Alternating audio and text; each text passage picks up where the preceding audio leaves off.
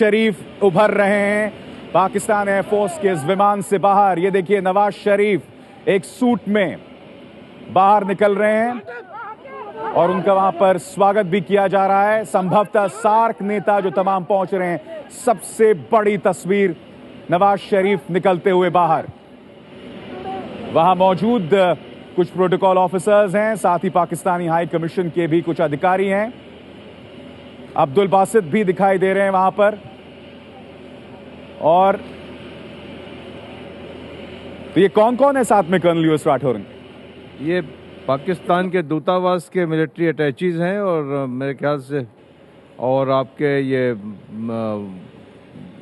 उच्चायुक्त हैं अब्दुल बासित साहब, और हमारी तरफ से कोई प्रोटोकॉल ऑफिसर होगा क्योंकि आज काफ़ी वीआईपीज आ रहे हैं और जो वहाँ का प्रोटोकॉल है उस हिसाब से इसको किया जा रहा है। प्रोटोकॉल ऑफिसर बताया जा रहा है कि प्रदीप रावत हैं भारत की तरफ से, जिन्होंने महिंदा राजपक्से का भी स्वागत किया और अब यहां पर भी हैं। तो नवाज शरीफ पहुंच चुके हैं, बड़ी बात, नवाज शरीफ पहुंच चुके हैं।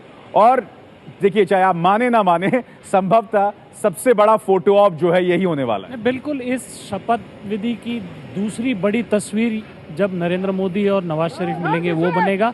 एक तरह से ये बहुत सिंबॉलिक भी है क्योंकि दोनों देशों के तरफ में आप देखिए जो कट्टरपंथी ओपिनियंस हुए थे वो नवाज शरीफ के तरफ से हुए थे और बीजेपी की तरफ से हुए थे, और अब दोनों मिलने वाले हैं। अब दोनों मिलने वाले हैं। कमर आगा साहब, देखिए, मैं समझता हूँ ये बहुत इंपॉर्टेंट है इसलिए नवाज शरीफ का आना यहाँ पे, जबकि सेना भी उनका मुखालफत कर रही थी और दूसरी तरफ कट्टरपंथी धार्मिक संस्थाएं भी उनके खिलाफ थी।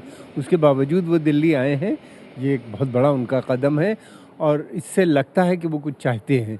और वो जब ये निकले थे नवाज शरीफ, ये उस वक्त की तस्वीर है। जैसे कि कमर आगा साहब भी कह रहे हैं रशीद, कि बहुत बड़ा कदम है। आप खुद जानते हैं कि जब मोस्ट फेवर्ड नेशन फैसला कर लिया था नवाज शरीफ ने, तो उसे सिर्फ इसलिए रद्द करना पड़ा क्योंकि सेना की तरफ से कोई जवाब नहीं आया।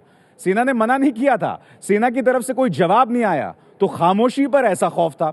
अब अगर सेना को या तो उन्होंने कॉन्फिडेंस में लिया है या हम नहीं जानते क्या क्विड प्रो क्यों हुआ है इसमें।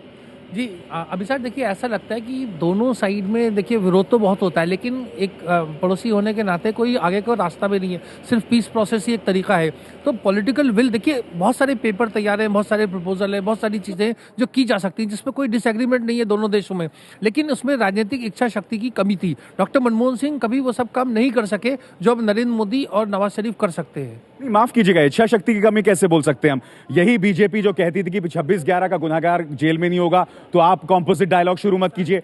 अब सवाल है कि आप सियासत और डिप्लोमेसी के फर्क को समझ रहे हैं, तो बीजेपी को अपने इस विरोधाभास को स्पष्ट करना होगा, दोगलेपन को स्पष्ट करना होगा। अभी साहब, इससे आप जो भी कहें, एक विदेश नीति पर एक ही कॉन्ट्रडिक्शन, ये दोनों तरफ ये चलता है कि जब कोई जो राजनीतिक दल जो सत्ता में होती है और जो विपक्ष में होता है तो अलग तरीके का अलग तरीके का व्यवहार होता है। देखिए, नरेंद्र मोदी ने लगातार कहा है चुनाव के रिजल्ट के बाद, और गुजरात असेंबली में भी उन्होंने इस बात को रिपीट किया है कि चुनाव के दौरान जब हम बातें करते हैं और जब हम सरकार में बैठते हैं उसमें बहुत सारी चीज़ों में बदलाव आता है, जो हम विपक्ष को अच्छी बातें भी हम एक्सेप्ट नहीं करते क्योंकि हम विरोध में होते हैं। मगर माफ कीजिएगा अशोक, आप नहीं, मेरी बात सुनिए। नहीं, दिक्कत यह है कि आपने अपना पूरा चुनावी कैंपेन उसी जमीन पर तैयार किया। आपने ये तक, अगर आपको याद होगा नरेंद्र मोदी की दिल्ली रैली में, तो जिस तरह के जुमलों का इस्तेमाल किया है। नहीं, ये हम मीडिया भी बार बार कहता आ रहा है कि विदेश नीति, अर्थनीति ये ग्लोबल इश्यूज पे डिपेंड करती है, तो ये कोई सरकार यहाँ आके कोई बहुत बड़ा बदलाव नहीं करेगी। मेरा ख्याल ये है कि इनकी जो नीति है वो कैरेट एंड स्टिक वाली है कि एक हाथ में डंडा और एक हाथ में गाजर। काम करेगी ऐसी नीति? ये कहना मुश्किल है कहाँ तक काम करेगी, लेकिन ये कि इनकी कोशिश ये है, 2-3 चीज़ों पे इन्होंने साफ साफ कहा है। पहली बात ये कही कि आतंकवाद और बातचीत नहीं करेंगे और शिविर भी बंद होने चाहिए जो आतंकवादी हैं।